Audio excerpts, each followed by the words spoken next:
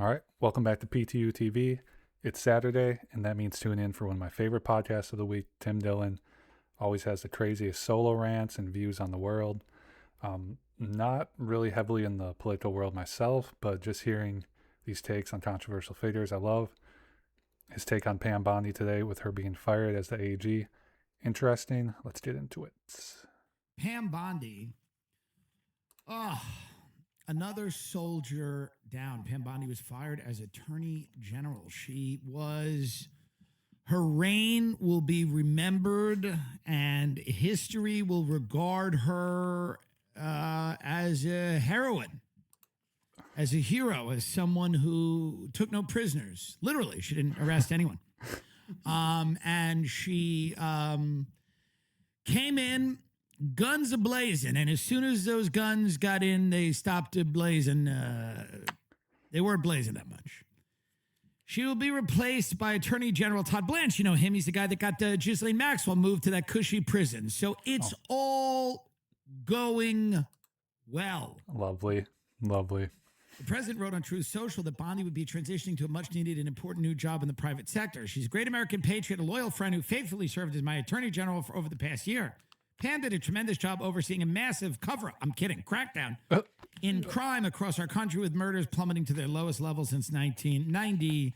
There's a lot of reasons for that, by the way. The average age in America is like 40. It's not 20. But I mean, very little of that has to do with Pam Bondi. A lot of the kind of wacky COVID stuff where they just completely, took money from cops and stuff has been reversed. They've reversed a lot of those laws. They've started prosecuting misdemeanors and things like that again. And so there's a reason the crime has dropped, because a lot of those insane policies were reversed, but Pam Bondi had nothing to do with that at all, at all. They didn't love her handling of the Epstein files, and yes. she really didn't prosecute enough of his political opponents. And then he was mad at her about something that he basically had like a gripe with her about something that didn't really have anything to do with Epstein, although they weren't happy with the way she handled that. They thought that she was not covering it up quickly enough, or that she made some kind of statements that confused people, which is true. It was confusing. And yeah, even not being in the political world, that's where I keep hearing Pam Bondi's name mentioned with the Epstein files, her lack of releasing them. A lot of controversy surrounding that. I could imagine she was feeling the heat, especially this last year with all that coming out. Wild. But he had this little beef with her, this little gripe about something or other that he ended up firing her for. And it wasn't primarily because of the Epstein files, which people have kind of moved on, because now we're in Iran and it's World War III. So, I mean, people have really kind of moved on from that. All the Google searches have fallen off completely. The country has moved on, which it shouldn't be, because, that's a massive story. And it is wild how Google search metrics can be used to judge popularity of a subject or a person. I've noticed that, or a topic going on in life and reality. All of those files should be out. It makes sense. But no one, people are kind of moving on, and that she is, Trump's reasoning for the sudden dismissal comes in part because the president believes Bondi tipped off Eric Swalwell about the FBI's efforts to release investigative or documents related to his relationship with an alleged Chinese spy. So that ticked him off. And Eric Swalwell has openly criticized Bondi since she took the AG position. And I think, is he running for governor of California?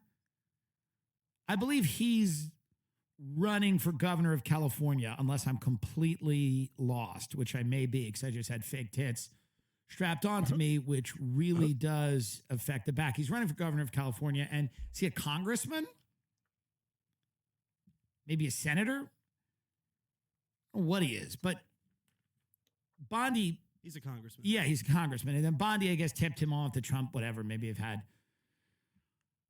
So he was unhappy with her, and then he threw her out, and he threw her to the dogs. But Pam Bondi, make no mistake, is one of the most heroic figures in our country to pedophiles.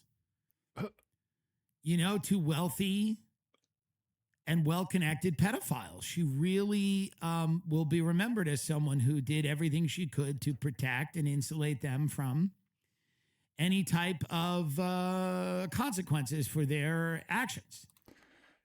Yeah, Tim ain't afraid to call it as he sees it. Yes. And she knew her days were numbered. She was supposedly begging for her job. People didn't like her handling of the Epstein files. She made mistake upon mistake of her, in her handling of the Epstein files. Her critics were in the president's ear. They thought with this whole Epstein thing, by the way, that because they treat their base like morons. And some of them are. Some of every political base obviously is made up of people that are like low information voters who don't know anything, who like the vibe of a particular candidate. And they thought they could kind of like, just sweep it under the rug and that nobody would care. And, Pam Bondi, it was the most, remember they had all those Republican influencers show up. They gave them binders of the first batch of Epstein files to be released. And all these morons are standing there with these binders full of nothing. And there's all these photos. And then quickly it was figured out that was just completely fake. And you didn't have to be that bright to know that. And nobody has to be a genius to realize that there's a massive cover-up, like a global cover-up.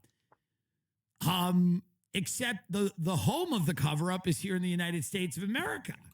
Like, I think, like Prince Andrew's going to get charged. Like, people are resigning in other countries.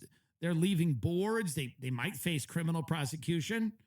In America, nobody's faced any consequences, legal or otherwise. So Pam Bondi is kind of the face of that with the rest of the administration. Mm-hmm. And who's this? Oh, yeah, take a look at this. Remember this clown show? So you have all these Republican influencers walk out with these binders. I mean, this is like school play level. It's like going to see a school play that sucks and it's not cute and it's just like a pageant of untalented children and you're bored and you want to leave. That's what that scene of these Republican influencers walking out of the White House with these like binders full of nothing, phase 1 release of the Epstein files. You were like, well, this is a cartoon. And then it's all just a pony show. I mean, he's playing this out greatly. They do release some of them. People start reading through some of these things going, whoa. This like talks about a dimension of power most people don't even know exists. And then they're like, fuck it. Iran needs a new government. They got nukes. Iran has nukes. We have to go in there and liberate people of Iran. And we got to forget about the Epstein files. And then we're going to get rid of Pam Bondi. We're going to get rid of Noam. He's going to fire everyone. He's going to fire everybody, by the way. Pam Bondi's portrait was taken down at DOJ and tossed in a trash bin soon after her firing. One of the funniest parts. Isn't that nice? What's cool about the way that these people get fired is they're actually fired. They're fired. Their pictures are thrown in the trash. And that's the reason a lot of these people were hired to be fired. Like a lot of the administration was hired so that he could then, because they will not invoke the 25th Amendment on him. They'll let him do what he wants. And then he is going to turn around and fire them when he wants to, when and if he wants to. And he'll do it in a public way, in a humiliating way, even though it was kind of a nice statement here, but let's see how long that lasts. And they say Kash Patel might be next. That his head is on the chopping block. Can you get up? Iran hacked his email. And there's that dancing video. Can you get up that Kash Patel dancing video? All right, we'll do this and wrap it up.